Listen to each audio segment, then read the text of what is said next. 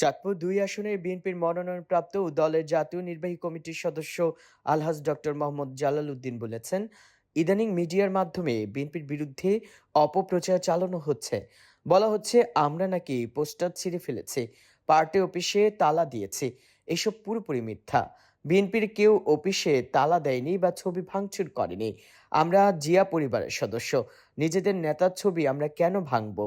যারা এইসব মিথ্যা প্রচার চালাচ্ছেন তারা এসে দেখে যান আজকের এই জনসভায় মানুষের ঢল। শনিবার ৮ই নভেম্বর বিকেলে মতলব উত্তর উপজেলায় স্যাংরাচর সরকারি মডেল উচ্চ বিদ্যালয় মাঠে জাতীয় বিপ্লব ও সংহতি দিবস উপলক্ষে আয়োজিত বিশাল জনসভায় প্রধান অতিথির বক্তব্যে এসব কথা বলেন তিনি।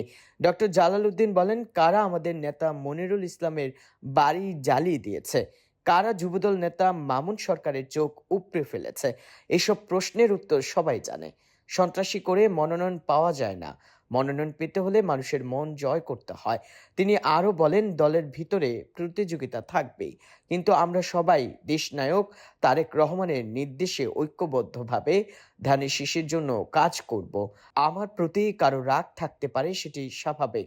আমি মানুষ, ভুল আমারও হতে পারে, কিন্তু শহীদ প্রেসিডেন্ট জিয়াউর রহমানের প্রতীকের প্রতি আমাদের কারোই রাগ থাকা উচিত নয়। দীর্ঘ ১৭ বছর ধরে আপনারা নির্যাতন নিপীড়নের শিকার।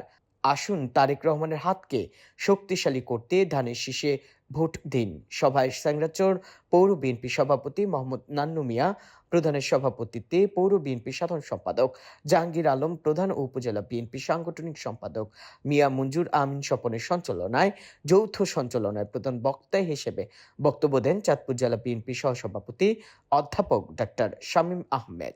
বিশেষ অতিথি হিসেবে বক্তব্য রাখেন কেন্দ্রীয় কৃষক দলের যুগ্ম সাধারণ সম্পাদক ব্যারিস্টার ওবায়দুর রহমান টিপু, কেন্দ্রীয় স্বেচ্ছাসেবক দলের সাবেক সহসভাপতি আজহারুল হক মুকুল।